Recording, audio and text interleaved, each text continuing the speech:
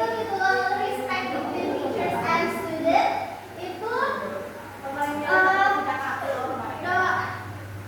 guru ataupun dosen dan siswa ataupun mahasiswa harus saling menghormati. Dan gimana contohnya itu mahasiswa atau siswa menghargai, mendengarkan penjelasan dari guru ataupun dosen saat menjelaskan, dan dosen juga menghargai pendapat mahasiswa ketika memberikan pendapat ataupun bertanya.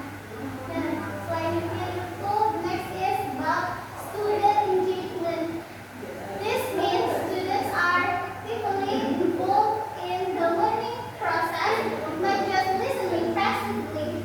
Use of interactive activity such as discussion, games, or role play. Jadi itu student engagement artinya siswa ikut aktif dalam pembelajaran, bukan hanya cuma duduk ataupun diam mendengarkan. Itu bisa membuat siswa lebih aktif berpikir dan mengeluarkan pendapat dengan discussion, game, or role play. Itu discussion. Contohnya itu misalnya guru atau dosen memberikan topik, lalu mahasiswa ataupun siswa membuat kelompok dan berdiskusi untuk mencari solusinya. Nah, yang biasa itu membuat pembelajaran lebih menyenangkan dan tidak membosankan. Contohnya itu diberikan melalui game kuis, seperti kahon atau permainan vocabulary dalam kelas bahasa Inggris. Dan yang selanjutnya itu role play itu membantu siswa untuk mempraktikkan materinya secara langsung. Nah, misalnya mahasiswa ini berpura-pura menjadi guru dan ini untuk latihan saja. Oke, next is the next is positive teacher-student relationship. When teachers are friendly and approachable, students feel comfortable asking questions and expressing their ideas. This relationship increases students' confidence and motivation. This is the connection between teachers and students that is based on trust, respect, and support. Nah, jadi hubungan yang baik antara siswa dan guru sangatlah penting. Kalau misalkan dosennya itu ramah dan mudah diajak bicara, itu siswa akan lebih nyaman untuk bertanya dan meminta pendapat.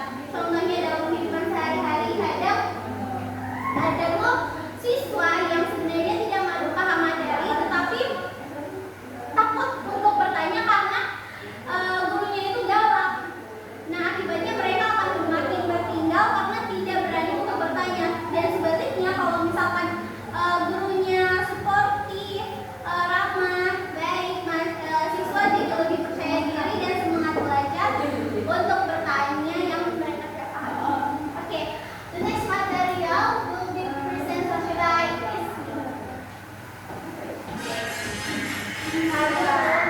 And expectation. This means the teacher sets clear guidelines about behavior and learning goals in the classroom. So students know what they are allowed and not to do. Clear rules create structure, practice cognition, and help maintain a positive and organized classroom environment. So clear rules and expectation itu maksudnya kita harus memberikan aturan dan harapan yang jelas pada siswa kita. Sebagai guru kita harus menetapkan pedoman yang jelas mengenai perilaku dan tujuan pembelajaran di kelas. Tanpa aturan kelas akan menjadi kacau dan siswa bingung tentang apa yang boleh dilakukan atau tidak. Tujuannya yaitu untuk membentuk struktur dan mengurangi kebingungan dan menjaga lingkungan kelas tetap teratur dan positif. Contohnya seperti pada awal semester kita memberi kesepakatan kalau misalkan tidak mengerjakan tugas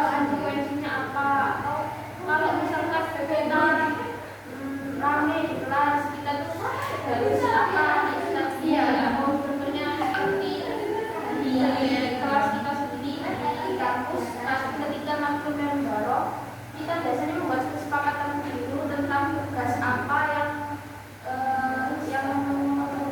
disetujui oleh mahasiswa. Misalnya kita setuju kalau tugas ini itu berapa persen nilainya. Next is sportive feedback. This refers to giving feedback in a way that helps student improve. Instead of focusing only on mistakes, the teacher gives constructive suggestions and encouragement. This helps students learn from errors and stay motivated. For example, good job, I believe you can do more the best. Jadi pentingnya kita memberikan sportive feedback itu adalah untuk membantu siswa itu belajar dari kesalahan yang sudah mereka buat agar tetap termotivasi untuk mencoba lagi. Itu cara kita memberikan masukan untuk siswa untuk tetap berkembang. Kalian hanya menyalahkan atau fokus pada kesalahan siswa, itu sebaiknya memberi masukan yang positif. Seperti misalnya pada contoh, jika siswa salah mengerjakan tugasnya, kita jangan mengucapkan kayak ini salah, kamu jangan kayak gini, jangan kayak gitu, kamu baik. Kita mengucapkannya yang ini itu sepertinya kurang tepat, kamu bisa memperbaikinya seperti ini, atau kamu tuh sebaiknya jangan begini karena ini bisa kayak gini, bisa kayak gini. Next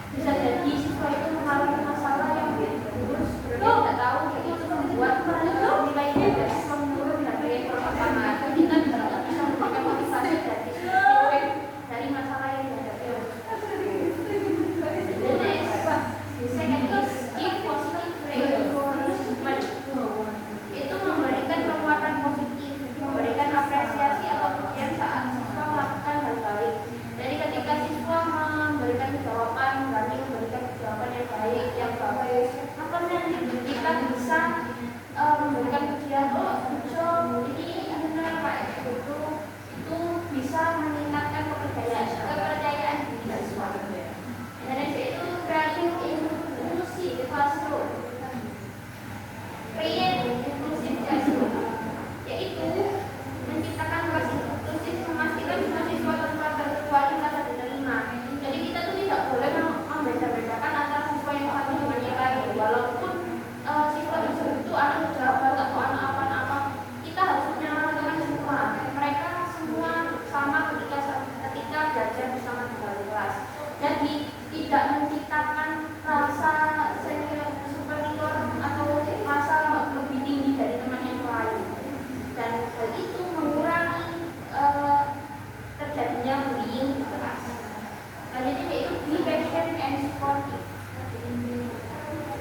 Sabar dan supportif.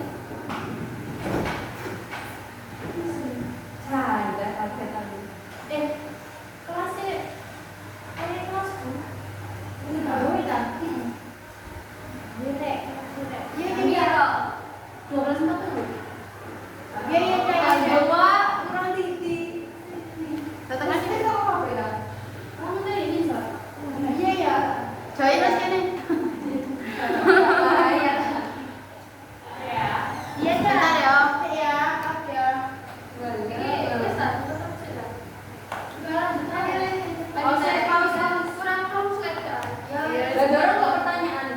Pertanyaan Deh, puas habis puas.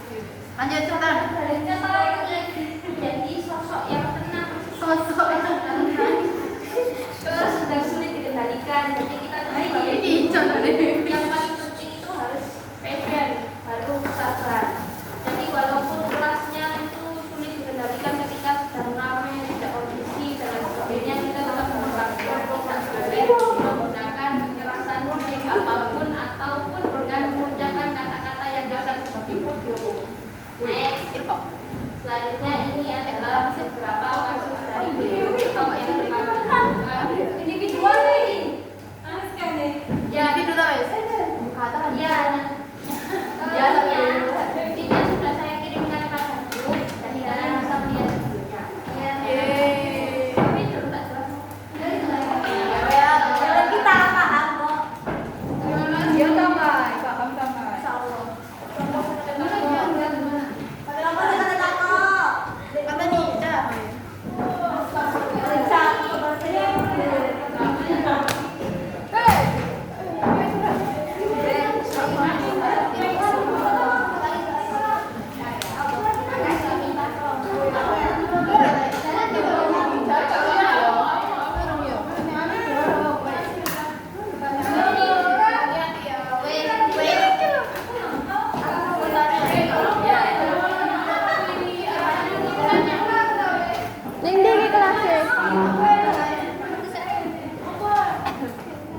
Arigato.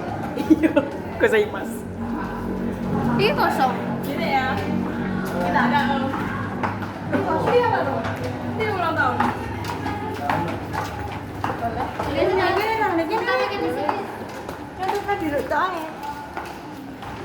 Loh iki sik ngerekam. Kok gak dipeteni? Halo guys. Halo guys. Ya iya le, ngerekam. Coba kami. Kita pindah kelas. Yeay. Oh,